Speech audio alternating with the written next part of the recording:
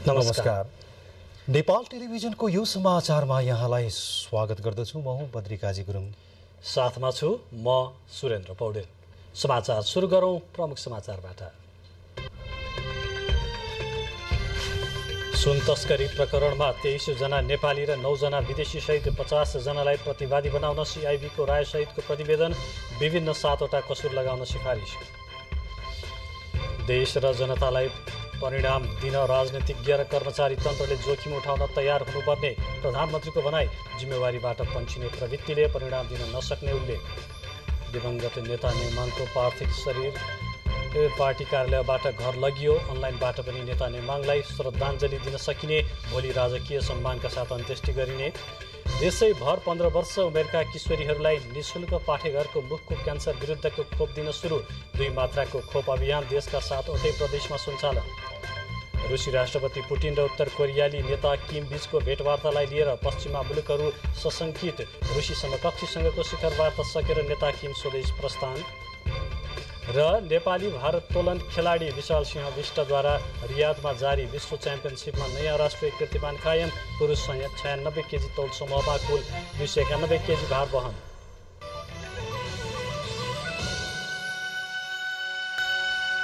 समाचार अब विस्तारमा।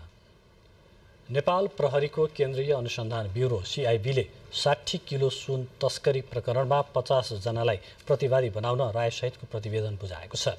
जिल्ला सरकारी वकिल कार्यालय काठमाडौँलाई आज बुझाएको प्रतिवेदनमा प्रतिवादीहरूमाथि विभिन्न 7वटा कसुर लगाउन सिफारिस गरिएको छ। नेपाल प्रहरीको केन्द्रीय अनुसन्धान ब्युरो सीआईबीले 60 किलो सुन तस्करी प्रकरण सम्बन्धी अनुसन्धान प्रतिवेदन जिल्ला सरकारी वकिलको कार्यालय काठमाडौँमा बुझाएको हो। सीआईबीले रेडी ट्रेड मार्फत तस्करी भएको सुनमा 50 जनालाई प्रतिवादी बनाएको छ र 360 किलो 778 ग्राम सुन तस्करी भएको निष्कर्षका साथ 3 अर्ब 50 करोड 2,16,552 रुपैयाँ बिगो कायम गरेको छ। सीआईबीका अनुसार घटनामा तिब्बती मूलका बेल्जियम नागरिक दावा छिरिङ र चिनिया नागरिक याओ पुचेङलाई मुख्य अभियुक्त बनाएको छ।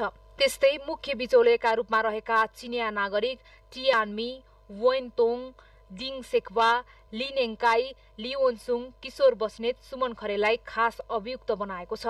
दावा छिरिङ तस्कर समूहको नेपाली व्यवस्थापक भएको प्रहरीले जनाएको छ। उक्त प्रकरणमा आरोपीहरूमाथि हालसम्म भन्सार ऐन, संगठित अपराध, नेपाल राष्ट्र बैंक ऐन, अपराध संहिता, नेपाल नागरिकता ऐन, राहदानी ऐन र अध्यागमन ऐन अनुसार कारबाहीका लागि सिफारिस गरिएको सीआईबीका प्रमुख तथा प्रहरी अतिरिक्त महानिरीक्षक किरण बज्राचार्यले जानकारी दिनुभयो। सीआईबीको बुधबार आयोजित पत्रकार सम्मेलनमा घटनामा अहिलेसम्म 32 जना पक्राउ परेको जानकारी गराएको हो। त्यसमध्ये 23 जना नेपाली र 9 जना विदेशी रहेकोमा 18 जना फरार रहेको सीआईबीले जानकारी दिएको छ। एकदमै यो चाहिँ पर्फेक्ट अर्गनाइज क्राइम जुन हामीले पढ्दा बाहिरतिरको जस्तो जापानिज माफियाहरूको ग्याङहरूको कुरा गर्छौँ, इटालियन माफियाहरूको जुन ड्रग कार्टेलिङ गर्ने माफियाहरूले गरेको कामहरूको क्रिमिनलहरूको जुन नेचरहरू छ यसमा पर्फेक्ट त्यस्तो किसिमको यो क्रिमिनल ग्याङहरूले गरेको कामहरूमा त्यस्तो किसिमको नेचरहरू देखिएको छ। जस्तो चेन ब्रेकहरू गरेको छ, लेयर ब्रेक गरेको छ, एकदमै सफिस्टिकेट टेक्नोलोजीहरू यिनीहरूले प्रयोग गरेको छ। त्यस्तै गरेर मोड अफ पेमेन्टहरू हेर्नुभयो भने यिनीहरूले डिजिटल जुन अहिलेको उसमा भएको डिजिटल पेमेन्टहरूलाई यिनीहरूले युज गरेको छ। उक्त प्रकरणमा प्रत्यक्ष रूपमा 42 जनाको टोलीले 35 दिनसम्म अनुसन्धान गरेको सीआईबीले जनाएको छ। सीआईबी प्रमुख बज्राचार्यले प्राविधिक पाटो सहितलाई हेरेर अझै वैज्ञानिक बनाउने काम गरिएको बताउनुभयो। अहिले सीआईबीले विशेषज्ञ टोलीलाई समेत राखेर वैज्ञानिक तरिकाले अनुसन्धान गरिरहेको जानकारी दिएको छ। विभिन्न 7वटा कम्पनीबाट सुन तस्करी भएको र अहिले रेडी ट्रेडका नाममा आएको सुनको मात्रै अनुसन्धान सकिएको, तर बाँकी अनुसन्धान जारी रहने सीआईबीले जनाएको छ। यो अनुसन्धानको क्रममा यी अहिले पक्राउ परेका चाइनिज समूह र यिनीहरूले चाहिँ 5वटा कम्पनीहरू खडा गरी ल्याएको सुनको हिसाबले हामीले अझ यसमा अझ अरू अन्य सुनहरू पनि देखिएका छन्। अन्य अहिले यो ब्रेक प्याडबाट ल्याएको सुनकै मात्रै हामीले अनुसन्धानलाई राखेर गरेका छौँ र बाँकी अन्य वस्तुहरू अनि इलेक्ट्रिक सामानबाट ल्याएका सुनको अनुसन्धानहरू गर्न बाँकी छ। त्यो कुरा हामीले पूरक अनुसन्धानको क्रममा हामीले गर्दैछौँ। गत साउन 3 गते राजस्व अनुसन्धान विभागको टोलीले हङकङबाट ब्रेक सुमा हालेर ल्याएको उक्त सुन सिनामङ्गल स्थित भन्सार कार्यालय अगाडिबाट बरामद गरेको थियो। विभागले आवश्यक अनुसन्धान सकेर 18 दिनपछि सुन प्रकरणको अनुसन्धानको जिम्मा प्रहरीको केन्द्रीय अनुसन्धान ब्युरो CIB-लाई दिएको थियो। ब्रेक सू सहितको सुन 155 किलो भएको पाइए पनि गाल्दा 60 किलो 716 ग्राम पुगेको थियो। उक्त सुन अहिले राष्ट्र बैंकको संरक्षणमा रहेको छ। क्यामेरामा शिव पङ्गेनीको साथमा मानवी बानिया, नेपाल टेलिभिजन, काठमाडौँ। प्रधानमन्त्री पुष्पकमल दाहाल प्रचण्डले देश र जनतालाई परिणाम दिन राजनीतिज्ञ र कर्मचारी तन्त्रले जोखिम उठाउन तयार हुनुपर्ने बताउनु भएको छ।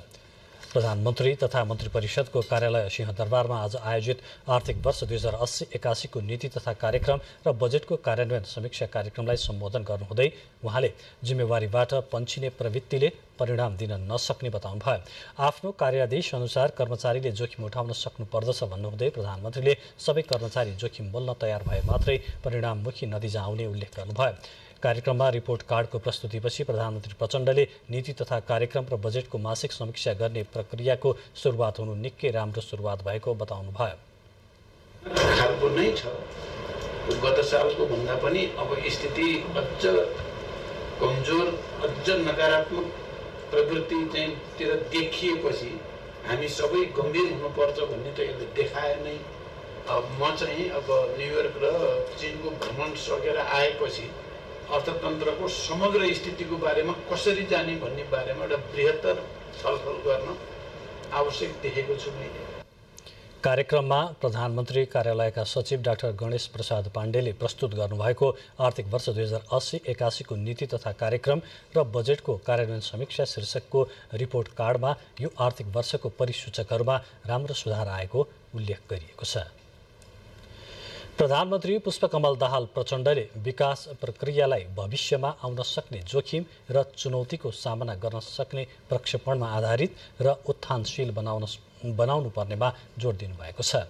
काठमाडौँमा आयोजित समृद्धिका सम्भावना र चुनौती विषयक कार्यक्रममा प्रधानमन्त्री प्रचण्डले समृद्धि हासिल गर्ने प्रयासमा देखिएका नीतिगत, संरचनागत र प्रणालीगत अवरोधहरूको पहिचान, सम्बोधन, निराकरण र संरचनागत रूपान्तरण गर्दै विकास र सामाजिक न्यायको प्रक्रियामा सङ्घ, प्रदेश र स्थानीय तह बीच समन्वय गरेर अघि बढ्नुपर्ने बताउनुभयो।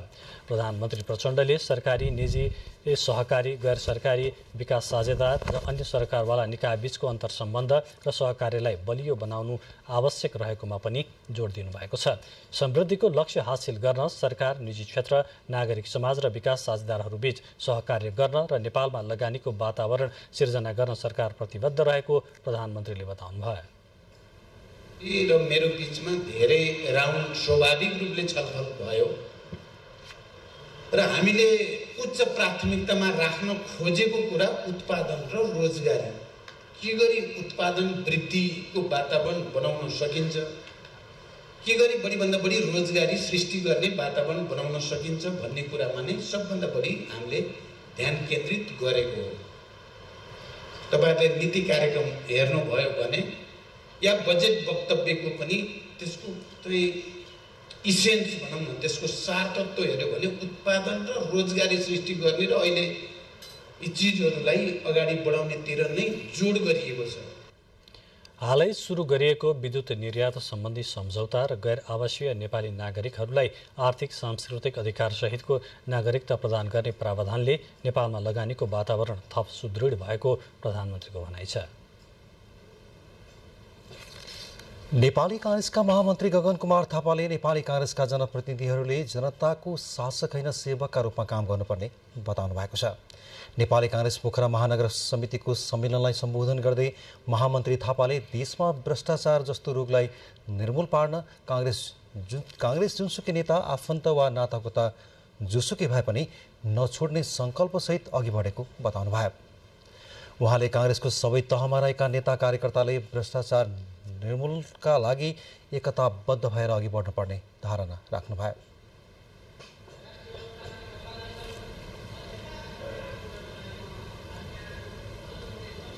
नेपालमा जोसुकै सरकारमा आए पनि नेपाल भारतको सम्बन्ध, नेपाल चीनको सम्बन्ध, नेपाल अमेरिकाको सम्बन्ध, नेपाल पश्चिमको सम्बन्ध, यी सम्बन्धमा न तल न माथि, न दायाँ न बायाँ कोही आएको मत उठेको छ। हामी कसैका विरुद्ध लाग्दैन, हामी कुनै सैन्य गठबन्धनमा सम्बन्ध हुँदैन, हामी संसारले शान्ति चाहन्छौँ, नेपाल शान्ति क्षेत्रको रूपमा आफूलाई प्रस्तुत गर्न सक्छ। हामी सब एक ठाउँमा छौँ। राष्ट्रिय प्रजातन्त्र पार्टी रापरपाका अध्यक्ष राजेन्द्र लिङ्गदेनले सामाजिक सद्भाव र राष्ट्रिय एकता कायम गर्न सबै पक्ष जिम्मेवार हुनुपर्ने बताउनु भएको छ। पार्टीले आज काठमाडौँमा आयोजना गरेको विरोध सभालाई सम्बोधन गर्दै अध्यक्ष लिङ्गदेनले भ्रष्टाचार नियन्त्रण गरी सुशासन कायम गर्न प्रमुख दलहरू बढी जिम्मेवार र पारदर्शी हुनुपर्नेमा जोड दिनुभयो। देश र जनताप्रति थप उत्तरदायी बन्न काङ्ग्रेस, एमाले र माओवादीलाई सुझाव दिँदै लिङ्गदेनले ठूला पार्टीहरूमा सुध्रने सङ्केत नदेखि राप्रपाले सङ्घर्षको नयाँ चरण सुरु गर्ने चेतावनी दिनुभयो।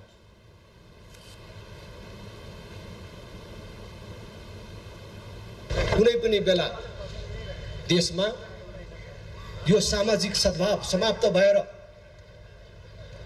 जातीय र धार्मिक द्वन्द्व हुन सक्ने र हामी आफै मारामार गर्ने र हामीलाई मिलाउने नाममा अरूहरू आउने दिन आउन सक्छ। त्यसकारण त्यसलाई रोक्नुपर्छ। कार्यक्रममा नेता डाक्टर प्रकाश चन्द्र लोहनी, विक्रम पाण्डे लगायतका नेताहरूले जनता जागेर आएको दिन व्यवस्थाबाट भाग्नु बाहेकको विकल्प नहुने भन्दै त्यस्तो अवस्था आउन नदिन दलहरू नै समयमै सुध्रन आवश्यक रहेको बताउनुभयो। कार्यक्रमअघि राप्रपाले ब्रिकुटी मण्डपदेखि शान्ति बाटिकासम्म र्याली निकालेको थियो। संयुक्त राष्ट्रसङ्घको 78औं महासभामा भाग लिन नेपालका परराष्ट्र मन्त्री नारायण प्रसाद साउद न्युयोर्क पुग्नु भएको छ। मन्त्री साउदलाई राष्ट्रसङ्घका लागि स्थायी नियुक्त प्रमुख लोकबहादुर थापा, न्युयोर्क स्थित नेपाली कन्सुलेट जनरल विष्णु गौतम लगायतका अधिकारीहरूले स्वागत गर्नुभयो। न्युयोर्क स्थित नेपाली नियोगले दिएको जानकारी अनुसार परराष्ट्र मन्त्री साउदले आजदेखि राष्ट्रसङ्घको विभिन्न फोरममा सहभागिता जनाउनुहुनेछ। गत सेप्टेम्बर 5 देखि सुरु भएको वार्षिक महासभामा विश्वभरका उच्च स्तरका नेताहरूले सेप्टेम्बर 19 तारिकदेखि सम्बोधन गर्नुहुने कार्यतालिका रहेको छ। यसपटकको महासभालाई प्रधानमन्त्री पुष्पकमल दाहाल प्रचण्डले आगामी असोज 4 गते सम्बोधन गर्नुहुने कार्यक्रम रहेको छ। यसपटक विश्वभरका नेताहरूले सद्भावको पुनर्निर्माण, प्रारम्भ र विश्वव्यापी ऐक्यबद्धता सन् 2030 को एजेन्डाको द्रुत गतिमा कार्यान्वयन र यसको दिगो विकास लक्ष्यतर्फ शान्ति, समृद्धि, प्रगति र सबैका लागि दिगोपन भन्ने मूल नारा तय गरिएको छ। समाचारको क्रम जारी नै रहनेछ। बाँकी समाचार अघि छोटो विज्ञापन।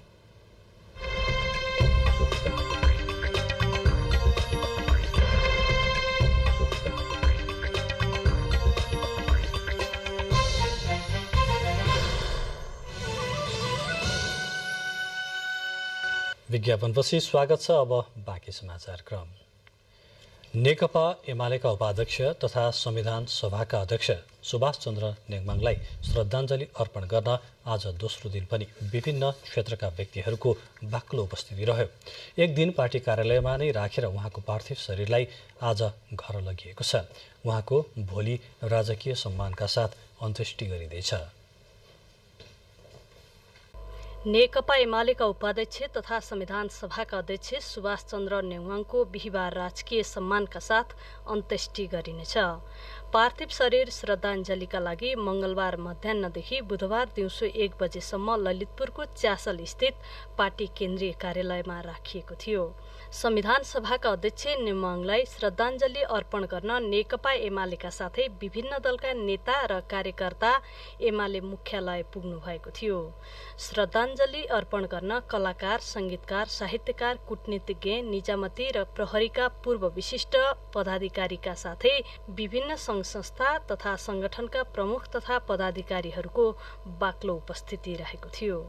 नेङमाङको पार्थिव शरीरलाई बुधबार दिउँसो 1 बजेपछि उहाँका आफन्त, इष्टमित्र र परिवारका सदस्यबाट अन्तिम श्रद्धाञ्जली अर्पण गर्न निजी निवासमा राखिएको थियो। पार्टी कार्यालय तथा घरमा समेत स्वर्गीय नेङमाङलाई श्रद्धाञ्जली दिन जानेहरूको बाक्लो उपस्थिति रहेको छ। बिहिबार बिहान 9 बजेदेखि शवयात्रा गरिने र 11 बजे पशुपति आर्यघाटमा राजकीय सम्मानका साथ अन्त्येष्टि गर्ने कार्यक्रम तय भएको छ। शवलाई, पार्थिव शरीरलाई उहाँको निजी निवास बालुवाटारमा लैजाने कार्यक्रम छ। आजदेखि भोलि बिहानसम्म उहाँहरूको पारिवारिक संस्कारहरू हुन्छ। उहाँहरूको आफ्नो पारिवारिक परम्परा अनुसार उहाँहरूले पारिवारिक आफन्तहरूले भेटघाट गर्ने कुरादेखि लिएर खास गरेर किरात मुन्दुमहरूको पाठ गर्ने र अन्य जे संस्कारहरू हुन्छ उहाँहरूको त्यो संस्कार गर्नुहुन्छ। भोलि 9:30 बजेपछि चाहिँ 11 बजे पशुपति आर्यघाटमा पुर्याउने गरी त्यहाँबाट तयारीहरू हुन्छन् र 11 बजे पशुपति आर्यघाटमा राजकीय सम्मानका साथ उहाँको दाह संस्कार हुन्छ। दिवंगत नेमुवाङको लिम्बू परम्परा अनुसार अन्त्येष्टि गरिनेछ। लिम्बू धार्मिक मान्यता अनुसार मृतक पुरुषको 4 दिन र महिलाको 3 दिनसम्म नुन र तेल बार्ने परम्परा छ।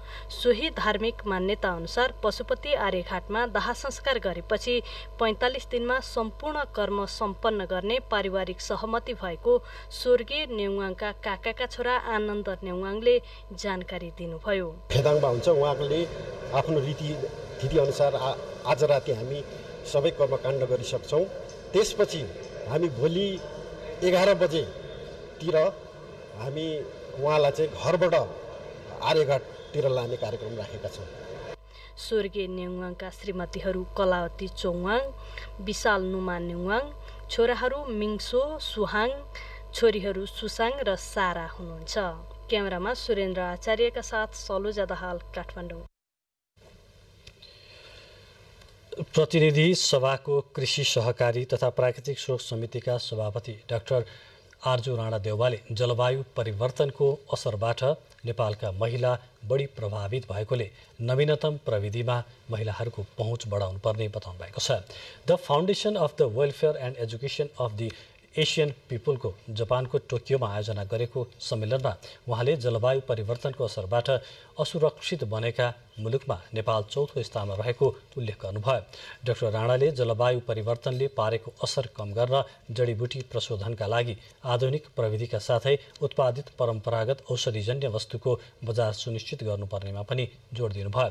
डाक्टर राणाले जलवायु परिवर्तनको नकारात्मक असरका कारण नेपालका महिला र युवती समूह जोखिममा रहेको बताउनुहुँदै जलवायु परिवर्तनले हाल भइरहेको लैङ्गिक असमानतालाई अझ बढावा दिएको उल्लेख गर्नुभयो।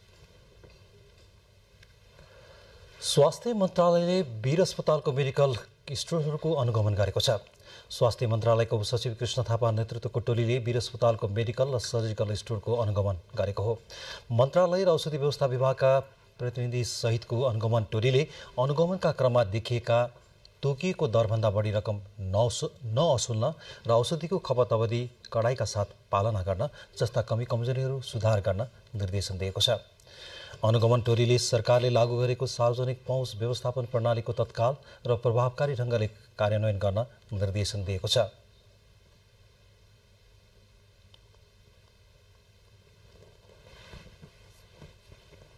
आर्थिक वर्षको 2 महिना बित्न लाग्दा पनि हामीले खरिद योजना र खरिद योजना बनाउन नसकिने हो भने अब हस्पिटल जस्तो चाहिँ एकदम संवेदनशील ठाउँ क्षेत्रमा चाहिँ औषधिहरू लगायत अरू सामग्रीहरू चाहिँ समयमा आपूर्ति हुन नसके पनि त्यसले चाहिँ हाम्रो व्यवस्थापनमा समस्या ल्याउँछ होइन, त्यो पनि चाहिँ समयमा गर्नुपर्ने देखियो। पाम्स प्रणाली कम्प्युटर सफ्टवेयर प्रणाली हो। यो प्रणालीले अस्पतालमा रहेका औषधि तथा आवश्यक उपकरणहरूको तत्कालको वास्तविक अवस्था देखाउने र पारदर्शिता कायम हुने मन्त्रालयले जनाएको छ। बागमती प्रदेश सरकारले संघीय सरकार विरुद्ध सर्वोच्च अदालतमा रिट निवेदन दायर गर्ने तयारी गरेको छ। प्रदेश मन्त्री परिषदको बैठकले प्रदेशको श्रम रोजगार तथा यातायात मन्त्रालयको तर्फबाट सर्वोच्च अदालतमा रिट निवेदन दायर गर्ने निर्णय गरेको हो। संघीय संसदबाट पारित भई राजपत्रमा प्रकाशन भएको संघीय राजधानी शहरी क्षेत्र सार्वजनिक यातायात प्राधिकरण स्थापना गर्ने सम्बन्धी विषयका विरुद्ध रिट दायर गरिने भएको हो। सो विषयले प्रदेशको एकल अधिकारमा संकुचन आउने भएकोले रिट निवेदन दायर गर्ने निर्णय भएको प्रदेश सरकारका प्रवक्ता एवं आन्तरिक मामिला तथा कानून मन्त्री गंगा नारायण श्रेष्ठले जानकारी दिनुभयो। बैठकले संविधान सभाका अध्यक्ष सुभाष चन्द्र नेमाङको निधनमा शोक प्रस्ताव पनि पारित गरेको छ। समाचारको क्रम जारी नै रहनेछ। बाँकी समाचार अघि छोटो विज्ञापन।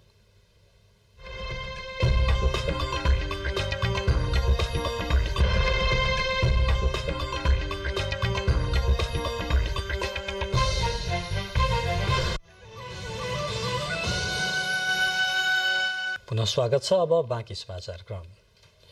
नेपालका किशोरीहरूलाई आजदेखि पाठेघरको मुखको क्यान्सर विरुद्धको खोप HPV दिन सुरु गरिएको छ। महिलाहरूमा हुने क्यान्सर मध्ये सबैभन्दा बढी पाठेघरको मुखको क्यान्सर हुने र HPV खोपले रोकथाम गर्न सक्ने भन्दै 7 प्रदेशका 7 स्थानबाट खोप दिन सुरु गरिएको हो। महिलालाई हुने पाठेघरको मुखको क्यान्सरबाट जोगाउने उद्देश्यले किशोरीहरूलाई HPV नामक भाइरस विरुद्धको खोप 7 प्रदेशबाट दिन सुरु गरिएको हो। नेपालमा किशोरीहरूलाई यो खोप अभियानकै रूपमा लगाइएको पहिलो पटक हो। 2065 भदौ 30 गतेदेखि 2066 भदौ 20 गतेसम्म जन्मेका 15 वर्षका किशोरीले खोप लगाउन पाउनेछन्। HPV भाइरससँग संसर्गमा आउनुभन्दा अगावै किशोरीलाई दिँदा यो खोप सबैभन्दा बढी प्रभावकारी हुनेछ। खोपले संक्रमण हुनबाट मात्र जोगाउने र यदि उक्त भाइरस कसैको शरीरमा पहिलेदेखि नै छ भने यसले त्यसलाई शरीरबाट हटाइदिन नसक्ने भएकोले यो खोप यौनी क्रियाकलापमा सक्रिय हुनु अगावै किशोरीहरूलाई दिनु उपयुक्त हुने चिकित्सकको भनाइ छ। शारीरिक सम्पर्कमा गइसकेपछि यसबाट चाहिँ केटा मान्छेबाट HPV ह्युमन पापिलोमा भाइरस भन्ने कीटाणु चाहिँ उहाँमा महिलामा सर्छ र त्यो भाइरसको मल्टिप्लिकेसन बढ्दै गएपछि यो चाहिँ यसले चाहिँ पाठेघरको मुख क्यान्सर गर्न सक्छ र HPV भाइरस सबभन्दा बढी पाठेघरको मुखको क्यान्सर हुने कारण मध्येमा सबभन्दा धेरै चाहिँ HPV भाइरसले गर्छ र त्यो बाहेक अन्य कारणहरू पनि हुन्छन्। सरकारले किशोरीलाई पाठेघरको मुखको क्यान्सर विरुद्धको खोप लगाउनका लागि 20,000 मात्रा खोप चीनबाट ल्याएको छ। पहिलो डोजमा 9,900 खोप लगाइनेछ। खोप कोशी प्रदेशको कोशी अस्पतालमा, मध्य प्रदेशको नारायणी अस्पतालमा, बागमती प्रदेशको प्रसूति तथा स्त्री रोग अस्पताल थापाथलीमा दिइएको छ। यसैगरी गण्डकी प्रदेशमा पोखरा स्वास्थ्य विज्ञान प्रतिष्ठान, लुम्बिनी प्रदेशमा भेरी अस्पताल, कर्णाली प्रदेशमा प्रदेश अस्पताल र सुदूरपश्चिम प्रदेशमा डडेलधुरा अस्पतालबाट खोप लगाइएको छ। कोही कसैलाई भने यस खोपले ज्वरो आउने, जिउ दुख्ने हुने भएकोले नजिकैको स्वास्थ्य संस्थामा देखाएर मात्र औषधि सेवन गर्न स्वास्थ्य कर्मीहरूले आग्रह गरेका छन्। यो भ्याक्सिन लगाइसकेपछि सबैलाई ज्वरो आउँछ भन्ने पनि छैन। कसैलाई ज्वरो आउन सक्छ, टाउको दुख्न सक्छ, जिउ दुख्न सक्छ। अब ज्वरो आयो भने त हामीले सिटामोल दिनु पर्यो। धेरै जिउ दुख्यो, अब सहन सक्ने जिउ दुख्यो भने चाहिँ सिटामोल नखाँदा पनि भयो। अब सहनै नसक्ने भयो भने चाहिँ सिटामोल दिँदा पनि भयो। अब कहिले कहिले चाहिँ कस्तो हुन्छ भने नानीहरूलाई जसलाई पनि भ्याक्सिन लगाइसकेपछि चाहिँ उयो भ्याक्सिनको चाहिँ रियाक्सन हुन, एलर्जी हुनसक्छ, ऱ्यासेसहरू आउन सक्छ। त्यो बेलामा चाहिँ अब यहीँ भयो भने हामी डक्टरले उपचार गरिहाल्नुहुन्छ। यदि यहाँ नभएको खण्डमा उहाँहरू बाहिर गएको खण्डमा चाहिँ उहाँहरू रेगुलर जहाँ डक्टर देखाइरहनु भएको हुन्छ उहाँ डक्टरहरूलाई चाहिँ तुरन्तै कन्सल्ट गर्नु, देखाउनु भनेर हामी त्यसरी गरिरहेका छौँ। खोप लगाउन जाँदा उमेर खुल्ने आधिकारिक प्रमाणपत्र लिएर जानुपर्नेछ। यो खोप 2 पटक लगाउनु पर्ने हुन्छ। दोस्रो पटक जाँदा भने पहिलो पटक खोप लगाएको खोप कार्ड अनिवार्य लानुपर्नेछ। क्यामेरामा अशोक कुमार बस्नेतको साथमा दुर्गा खड्का, नेपाल टेलिभिजन। आज सेप्टेम्बर 13 अर्थात् विश्व सेप्सिस दिवस। सेप्सिस रोकौं, जीवन बचाउँ भन्ने नाराका साथ विश्व समुदायसँगै नेपालमा पनि यो दिवस विभिन्न जनचेतनामूलक कार्यक्रमको आयोजना गरी मनाइएको छ। मानिसको शरीरमा कुनै पनि रोगको संक्रमण भयो र त्यो संक्रमणले शरीरका अन्य महत्त्वपूर्ण अङ्गमा असर हुनुलाई चिकित्सकीय भाषामा सेप्सिस भनिन्छ। ब्याक्टेरियाको उपस्थिति, पिसाबको मात्रा कम हुनु, श्वास प्रश्वासमा गाह्रो हुनु, मुटुको चालको काम गर्ने क्षमतामा कमी हुनु जस्ता लक्षण देखिएमा सेप्सिस हुन सक्ने चिकित्सकको भनाइ छ। ग्लोबल सेप्सिस एलायन्स GSA को तथ्याङ्क अनुसार विश्वभर प्रत्येक 2.8 सेकेन्डमा एकजनाको सेप्सिसका कारण मृत्यु हुने गरेको छ। अर्थात् विश्वभर 5 मध्ये एकजनाको मृत्यु सेप्सिसबाट हुने गरेको छ। यसैगरी विश्वभरिमा सेप्सिसबाट वर्षेनी 1 करोड 10 लाख मानिसको मृत्यु हुने र 4 करोड 90 लाख मानिस सेप्सिसबाट संक्रमित र 4 करोड 70 लाखदेखि 5 करोड मानिसहरू सेप्सिसबाट संक्रमित हुने गरेको तथ्याङ्क छ। विश्व स्वास्थ्य संगठनको तथ्याङ्कमा विश्वभर हुने मृत्यु मध्ये 20% सेप्सिसको कारण भएको पनि जनाएको छ। विश्व सेप्सिस दिवसको अवसरमा त्रिवी शिक्षण अस्पताल महाराजगञ्जमा critical care development foundation, critical care nursing association of Nepal र Nepali society of critical care मेडिसिनले विभिन्न जनचेतनामूलक कार्यक्रम आयोजना गरिएको थियो। सेप्सिस प्रभात फेरि अन्तर आइसियु सेप्सिस हाजिरी जवाब प्रतियोगिता र सेप्सिस अन्तर्क्रिया कार्यक्रममा विभिन्न अस्पतालमा कार्यरत स्वास्थ्य कर्मीहरूको सहभागिता रहेको थियो। कार्यक्रममा वक्ताहरूले शरीरमा संक्रमण भई ज्यान नै जोखिममा पार्ने सेप्सिस बारे सबै सचेत हुनुपर्ने र जनचेतनामा सरकारी पहल आवश्यक रहेको धारणा राख्नु भएको थियो। सेप्सिस बारे जनचेतना फैलाउने मूल उद्देश्यले जीएसएले सन् 2012 देखि विश्वभर सेप्टेम्बर 13 लाई विश्व सेप्सिस दिवसका रूपमा मनाउने गरेको छ। नेपाल टेलिभिजनका लागि विष्णुहरि कोइरालाको रिपोर्ट। सामान्यतया कार्तिक मङ्सिरमा सुन्तला पाक्ने गरेको भए पनि स्याङ्जामा भने साउन भदौबाट नै पाक्न सुरु गरेको छ। विदेशी जातको बेमौसमी सुन्तला खेती बढेसँगै स्याङ्जामा साउनदेखि फागुनसम्म सुन्तला उत्पादन हुन थालेको हो। स्याङ्जा जिल्लाको भूमि सुन्तला उत्पादनमा उर्वर मानिन्छ। विशेष गरी कार्तिक मङ्सिरमा पाक्ने सुन्तलाको स्वाद स्याङ्जामा भने साउन भदौबाट नै लिन सकिन्छ। पछिल्लो समय स्याङ्जामा बेमौसमी विदेशी जातका सुन्तला खेती गर्ने कृषकको आकर्षण बढ्दो छ। जापानिज उन्सु, पाकिस्तानी किन्नु र मुन्तला जातको सुन्तलामा कृषकको आकर्षण बढेको हो। पातलो बोक्रा र गुलियो स्वाद भएको कारण यो सुन्तला नेपाली बजारमा पाइने स्थानीय सुन्तला भन्दा फरक हुने कृषक बोधराज अर्याल बताउनुहुन्छ। यो एकदम निकै राम्रो भएको, यसको बिउ पनि नहुने, छिटो पाक्ने, बोक्रा पातलो हुने, गुलियो पनि छिटो हुने भएको हुनाले यसलाई चाहिँ अब प्रवर्धन गर्नुपर्छ भनेर यसलाई मैले यसको नर्सरी पनि स्थापना गरेको छु। स्थानीय जातको सुन्तला 60 रुपियाँ प्रति केजी बिक्री हुने गरेको भए पनि बेमौसमी जातको सुन्तलाको मूल्य दोब्बर हुने कृषक अर्यालको भनाइ छ। अहिले स्याङ्जाको पुतली बजार, भिरकोट, अर्जुन चौपारी लगायतका पालिकाहरूमा उन्सु, किन्नु जातको सुन्तला खेती हुने गरेको छ। जिल्लाभर 22,000 हेक्टर क्षेत्रफलमा विभिन्न प्रजातिका सुन्तला खेती हुँदै आएको छ। प्रधानमन्त्री कृषि आधुनिकीकरण परियोजना सुन्तला सुपर जोनले नयाँ क्षेत्र विस्तार गर्न उन्नत प्रविधि क्षेत्र विस्तारको कार्यक्रमलाई प्राथमिकतामा राखेको छ।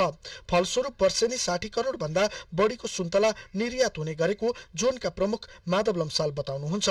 साउनदेखि चैतको मसान्तसम्म बोटबाटै सुन्तला टिपेर खान पाउने स्थिति रहेको छ। सुन्तलाको प्रचुर सम्भावना भएको स्याङ्जा जिल्लामा वार्षिक रूपमा कम्तीमा पनि हरेक वर्ष 60 करोड भन्दा बढीको जिल्लाबाट सुन्तला निकासी भइरहेको छ। बेला बेलामा स्याङ्जाको सुन्तला चाइनाको बजारमा निर्यात गर्ने चर्चा पनि चलिरहेको छ। तर यसको ठोस योजना सरकारले अघि सारेर कार्यान्वयन गर्न सक्यो भने स्याङ्जाको मात्र नभई मुलुकको समृद्धिमा स्याङ्जाको सुन्तलाले ठूलो योगदान पुर्याउने देखिन्छ। सुशील सुवेदी, नेपाल टेलिभिजन, गण्डकी प्रदेश, स्याङ्जा।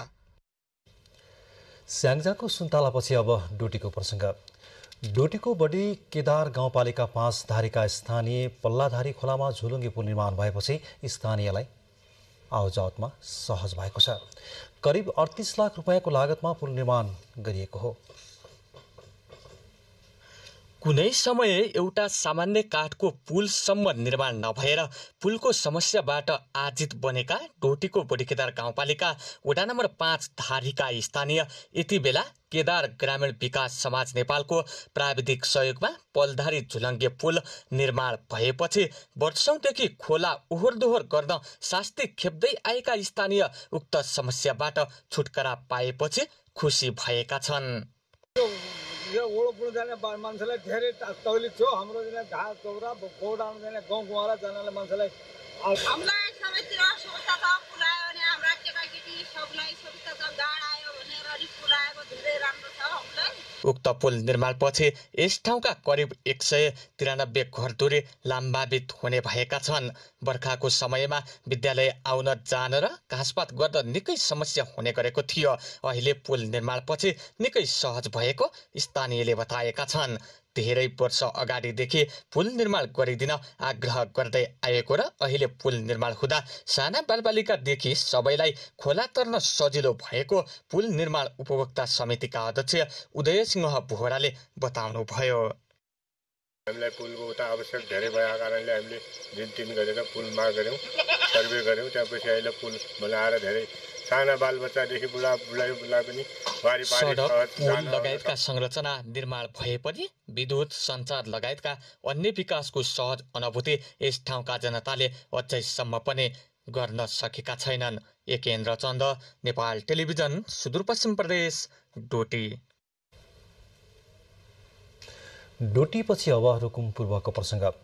रुकुम पूर्व जिल्लाको सदरमुकाम पुथा उत्तरगङ्गा गाउँपालिका 12 गोलखाडामा रहने गरी सरकारले अघि सारेको निर्णय सर्वोच्च अदालतले खारिज गरिदिएको छ।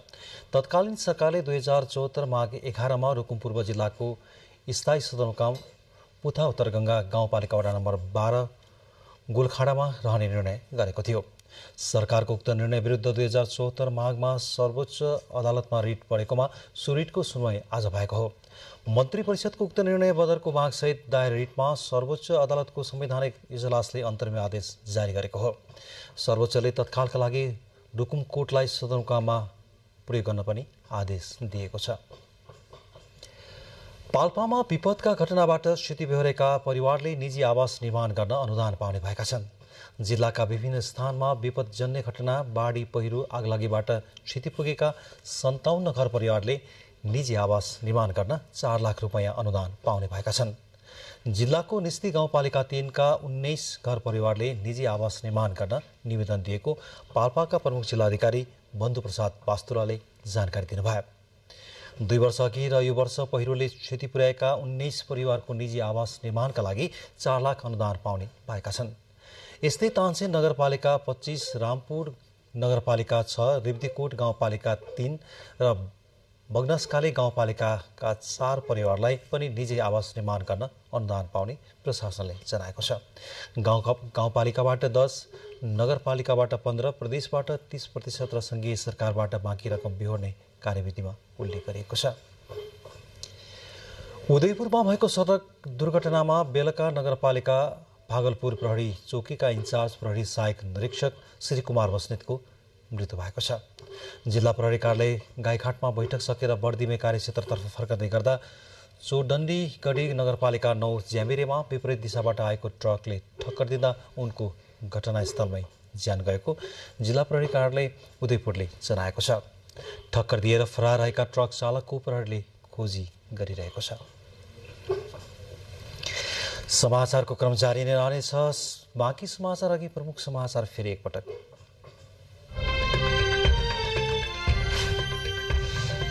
सुन तस्करी प्रकरणमा 23 जना नेपाली र 9 जना विदेशी सहित 50 जनालाई प्रतिवादी बनाउन सिआइबीको रायसहितको प्रतिवेदन, विभिन्न 7वटा कसुर लगाउन सिफारिस।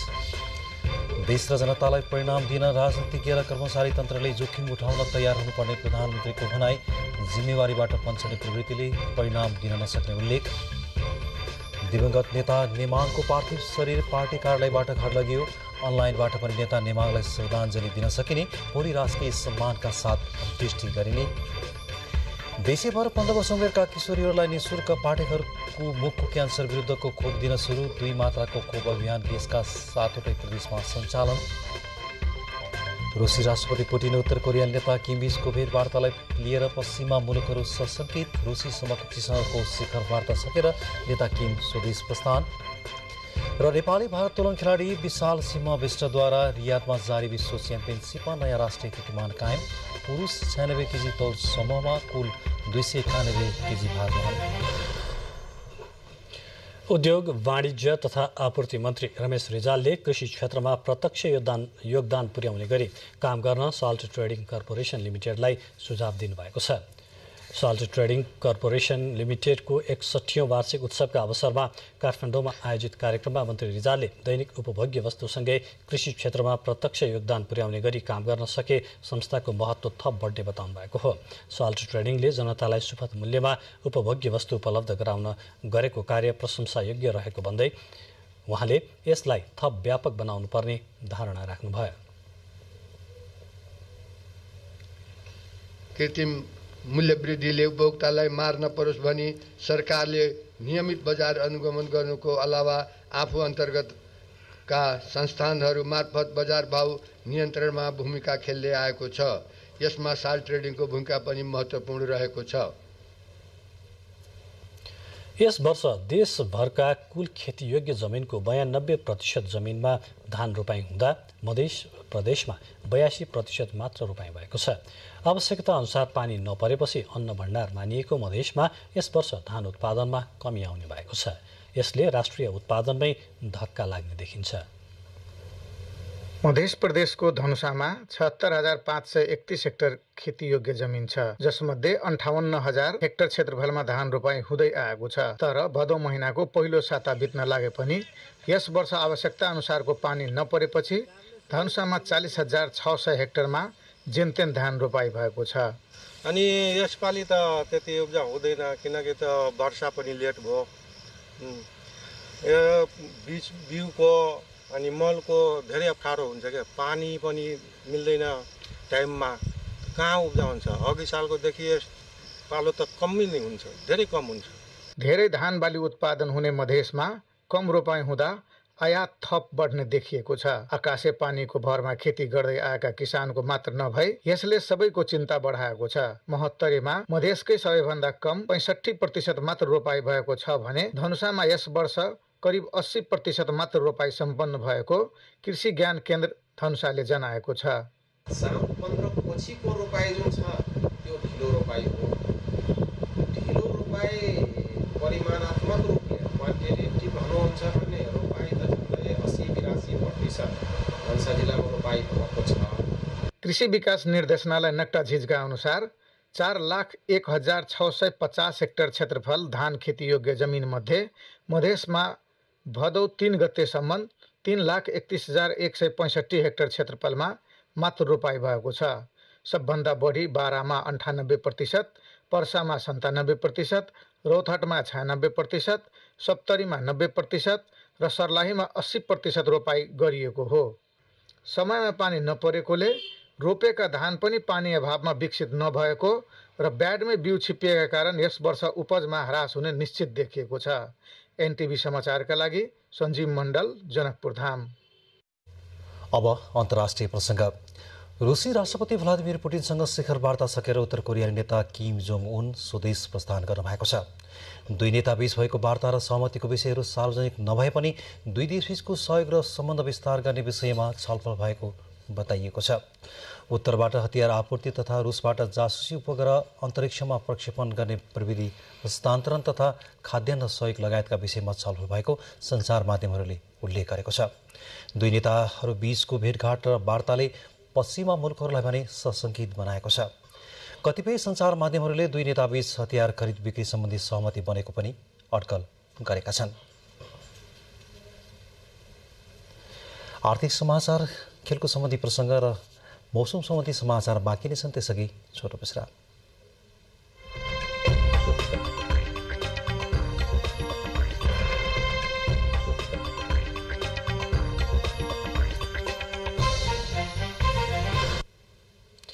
अब आर्थिक समाचार।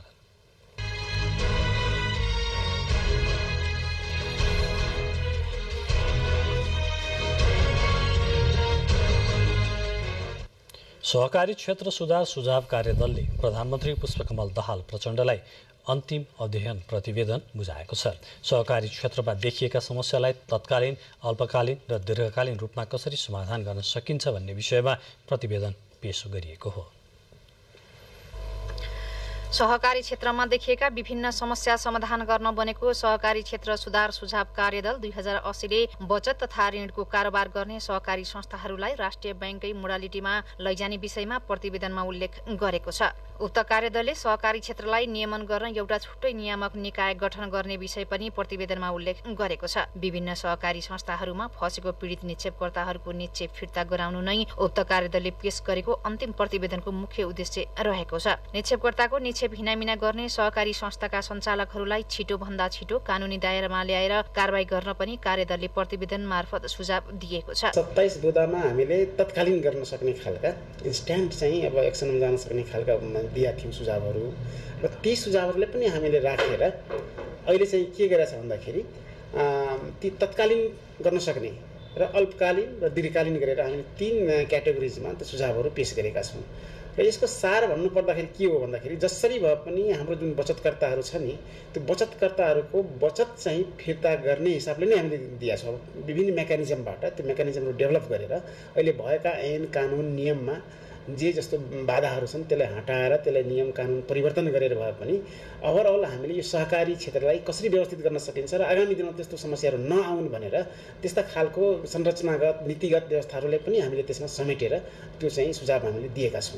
गत वैशाख 23 गते बसेको मन्त्री परिषदको बैठकले राष्ट्रिय योजना आयोगका सदस्य डाक्टर जयकान्त राउतको संयोजकत्वमा सहकारी क्षेत्र सुधार सुझाव कार्यदल 2080 गठन गरेको थियो। उक्त कार्यदलले सहकारी क्षेत्रमा देखिएका तत्कालीन, अल्पकालीन र दीर्घकालीन समस्या समाधान गर्न प्रधानमन्त्री पुष्पकमल दाहाल प्रचण्डलाई अन्तिम प्रतिवेदन पेश गरेको हो। कार्यदलले यसअघि सहकारी संस्थाहरूमा सदस्यहरूले बचत फिर्ताको माग गरेको भए पनि बचत फिर्ता नभएका बचतकर्ताहरूले बचत फिर्ता माग गर्ने, बचतकर्ताहरू मध्येबाट साना बचतकर्ताहरूलाई सुरुमा रकम फिर्ता गर्नुपर्ने, श्रावण 15 गते भित्र सहकारी विभाग र आफ्नो नियामक निकायमा बचत फिर्ता कार्ययोजना पेश गरी आगामी चैत्र मसान्तसम्म माग भएको बचत फिर्ता गर्नुपर्ने, सहकारीको सञ्चालन सम्बन्धी व्यवस्था सहितको कार्यविधि यथाशीघ्र बनाई लागू गर्नुपर्ने लगायतका 27 बुँदे सुझाव पेश गरेको थियो।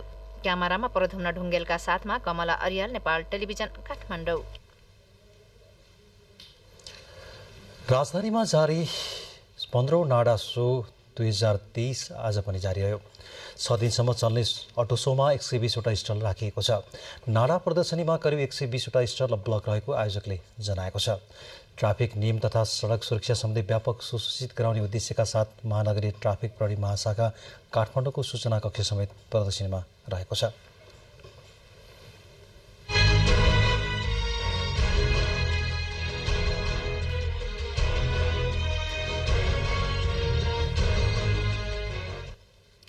अब खेलकुद समाचार।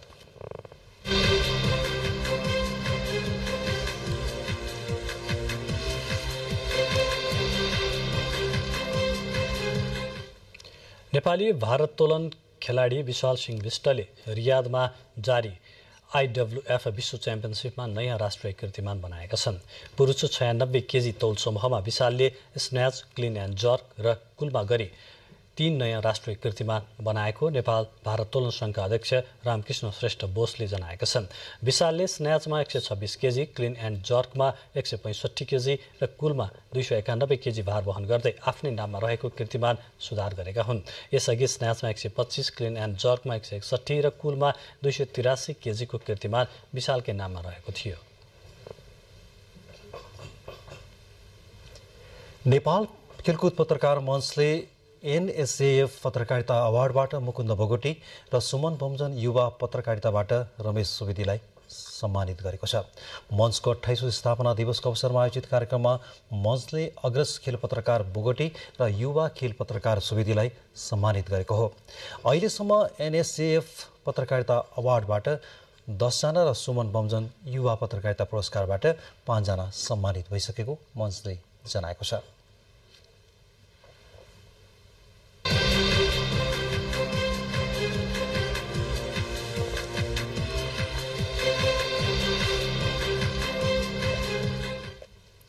खेलकुद समाचारपछि अब मौसम सम्बन्धी जानकारी। देशभर आज राति आंशिकदेखि सामान्य बदली रही पहाडी भागका थोरै स्थानहरूमा र बाँकी भागका 1-2 स्थानमा मेघ गर्जनसहित हल्कादेखि मध्यम वर्षाको सम्भावना रहेको मौसम पूर्वानुमान महाशाखाले जनाएको छ। अब मौसम सम्बन्धी थप विवरण।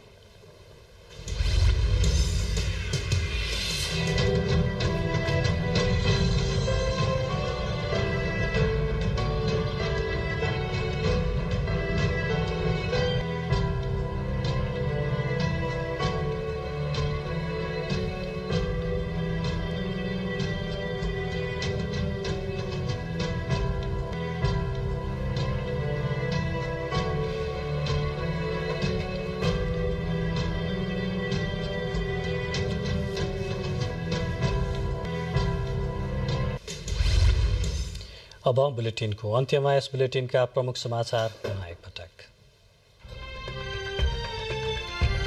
सुन तस्करी प्रकरणमा 23 जना नेपाली र 9 जना विदेशी सहित 50 जनालाई प्रतिवादी बनाउन CIB को रायसहितको प्रतिवेदन, विभिन्न 7 वटा कसुर लगाउन सिफारिस। देश र जनतालाई परिणाम दिन राजनीतिज्ञ र कर्मचारी तन्त्रले जोखिम उठाउन तयार हुनुपर्ने प्रधानमन्त्रीको भनाई, जिम्मेवारीबाट पन्छिने प्रवृत्तिले परिणाम दिन नसक्ने उल्लेख। दिवंगत नेता नेङमाङको पार्थिव शरीर पार्टी कार्यालयबाट घर लगियो। अनलाइनबाट पनि नेता नेङमाङलाई श्रद्धाञ्जली दिन सकिने, भोलि राजकीय सम्मानका साथ अन्त्येष्टि गरिने। देशैभरि 15 वर्ष उमेरका किशोरीहरूलाई निःशुल्क पाठेघरको मुखको क्यान्सर विरुद्धको खोप दिन सुरु, 2 मात्राको खोप अभियान देशका 7वटै प्रदेशमा सञ्चालन। रुसी राष्ट्रपति पुटिन र उत्तर कोरियाली नेता किम बीचको भेटवार्तालाई लिएर पश्चिमा मुलुकहरू सशङ्कित, रुसी समकक्षीसँगको शिखर वार्ता सकेर नेता किम स्वदेश प्रस्थान। र नेपाली भारोत्तोलन खेलाडी विशाल सिंह विष्टद्वारा विश्व च्याम्पियनसिपमा नयाँ राष्ट्रिय कीर्तिमान कायम, पुरुष 96 केजी तौल समूहमा कुल 291 केजी भार वहन। हवस् त समाचारको सिलसिला अहिलेलाई यति नै, हामी बिदा चाहन्छौँ। नमस्कार।